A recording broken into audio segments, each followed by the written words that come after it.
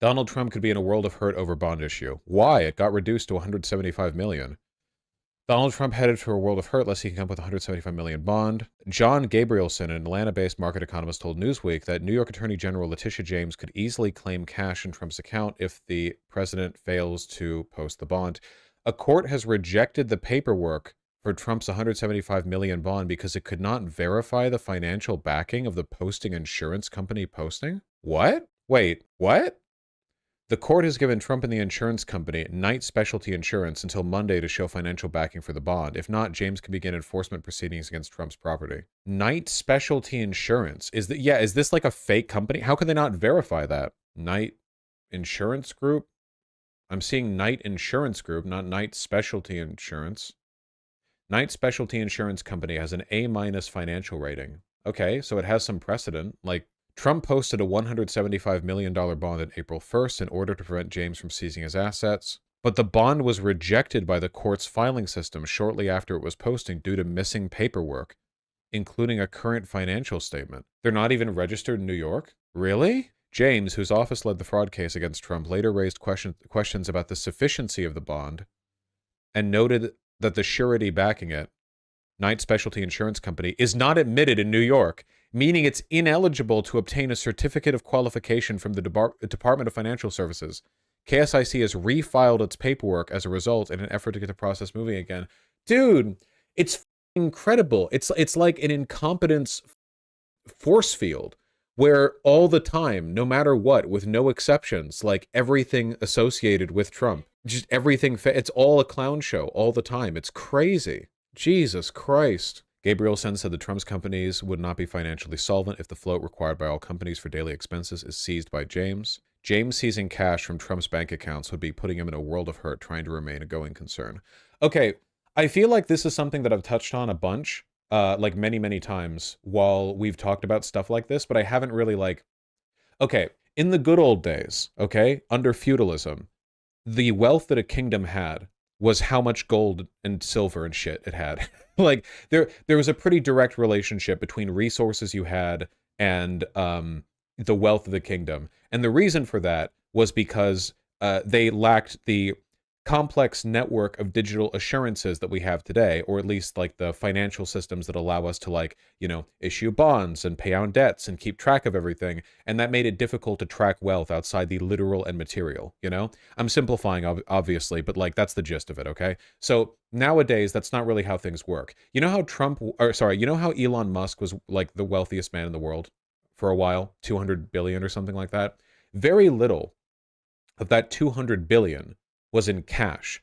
The vast, vast, vast, vast, vast majority of the wealth in this world is not cash. It's not liquid currency. It's not something that you can go down to the store and buy other stuff with. He doesn't have 200 billion in assets that he can just instantly transfer into cash. What he has is ownership over that estimated value of things, real estate, stocks, whatever else. It's the same with Trump, you know?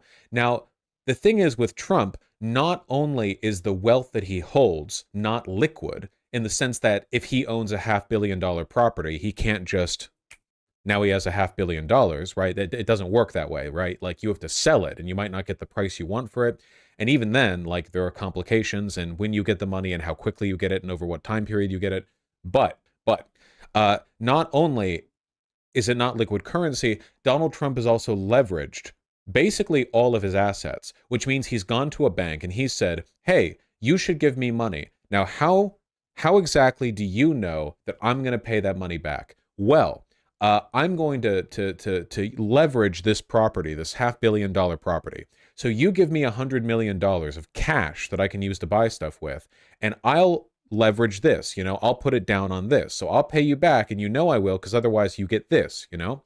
So what these two things mean is that Donald Trump, while he theoretically has a lot of money, you know, doesn't have a lot of actual money to pay the courts with, right? Money to pay the bond. That's why even though he's a billionaire right now in terms of his estimated worth, especially with the Truth Social market posting, you know, going public and having its price go up substantially because people are meme buying the stock to support Donald Trump, he still can't just directly cover 175 million. Yes, the fact that he's overstated the value of his properties definitely doesn't help. It's down now. Yes, the value of the Truth Social meme stock has gone down significantly. Hold on.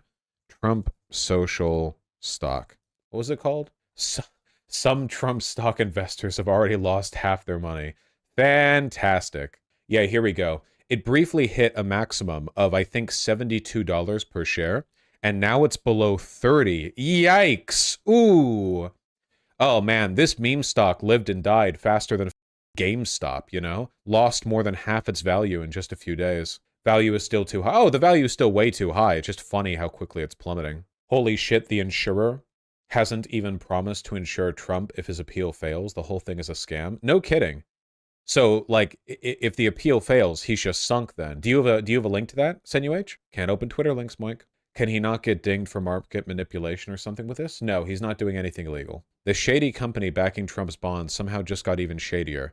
Not even licensed in New York, right? We knew that one. An investigation by the Daily Beast revealed that Knight Specialty Insurance, the company backing Trump's $175 million civil fraud penalty payment, is not licensed as a solvent surety firm by the New York Department of Financial and has not been vetted by the state's Excess Line Association, a board of insurers that provides voluntary audits of insurance finances. The reason for that, the California-based Knight does not appear to have enough money in its coffers to post Trump's bonds. Oh my God.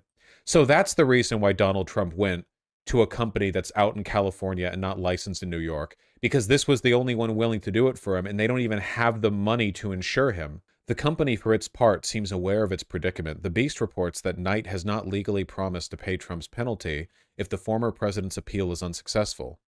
Instead, the document Knight produced indicates Trump would still be responsible for paying. Okay, so they're not even doing anything.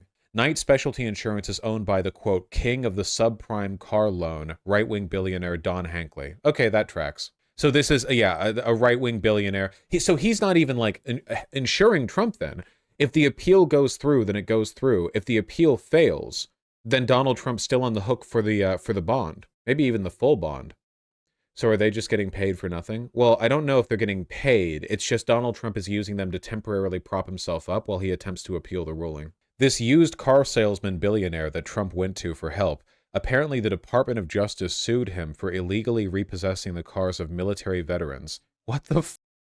Dude, they're all so comically evil. Like it's all a joke, you know? Like Donald Trump struggled to pay his bond, so he went to an unlicensed, shady insurance company that wouldn't even pay his bond and didn't have the money to, owned by a right-wing billionaire who the DOJ went after for repossessing veterans' cars. One of my soldiers got his car stolen by this mofo. No kidding. Oh, so this was all just a reposting of the Daily Beast. But the bond needs cash. A bond agency is supposed to give the court cash. Yeah, I don't even know how this Knight insurance company is supposed to temporarily sate the court, you know?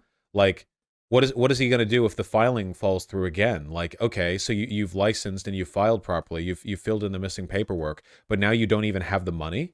Like, so how do you do that? Like, why would the court accept that? Trump needs a Kickstarter campaign. They have tried that. He's just buying time. Yeah, he's just buying time, I feel. Do you think the court is going to cuck out and extend the bond even further? Going to be like, oh, you have like 5 more months. They already did. They said they're going to start seizing. Well, I'll believe it when I see it. Just like federal regulators require financial institutions to have sufficient reserves in case of a run on the banks, New York law limits how much money state-regulated surety companies can post on a single bond to 10% of a firm's total capital and surplus. Then wait, then how is this going to go through? However, a court filing by the company on Thursday showed that Knight Specialty only has $138 million in surplus, vastly exceeding the government set cap because the Trump bond alone makes up 127% of the company's reserves. Yeah, then it just fully should not, then this shouldn't work at all. In subsequent court filings, the AG's office immediately questioned whether Knight Specialty was even good for the money. The law enforcement agency said it takes exception to the sufficiency of the surety, noting that Knight Specialty is trying to operate without a certificate of qualification or the money. Indeed, the insurance company's president, Amit Shah, made that very point when defending his firm's ability to strike the deal, telling CBS that Knight, quote, is not a New York domestic insurer, and New York surplus lines insurance laws do not regulate the solvency of non-New York excess lines insurers. So essentially they're saying, like, we're not a New York company. We're such a not New York company. We weren't even licensed to do this here. Therefore, we are not suspect, or we're not susceptible to these regulations. But that doesn't necessarily mean that the court has to accept it. Knight Specialty Insurance Company is not on the Ilani voluntary list, Rosenblatt said. While any company filing these types of transactions, the New York quasi-governmental private sector regulator must use a licensed broker within 45 days. Ilani said it has no knowledge of the specific transaction at the time. The company claims it has more than $1 billion in equity, but they haven't proved it on paper. I don't really know what to make of this because I feel like in a just world, when Knight Insurance went over to the court to, like, try this, Letitia James should have simply hit them with a hammer over the head. You know, like I feel like this is a level of overt shadiness that should be met with, like, being imprisoned immediately in a cell underneath the courthouse, or perhaps being put in a stockade or something, you know? This is insane. As if that's not enough, there's a third gem buried in this contract that has industry experts and lawyers scratching their heads. The standard practice would be to promise that the loser would pay the judgment, plus interests and costs. However, Trump's bank fraud bond doesn't list that either. Instead, it says the liability of this bond shall not exceed the sum of $175 million. My best guess is that this is all set up to delay again, he said. Yeah, that's the only thing that I can really think of here. That's the only thing here that actually makes sense.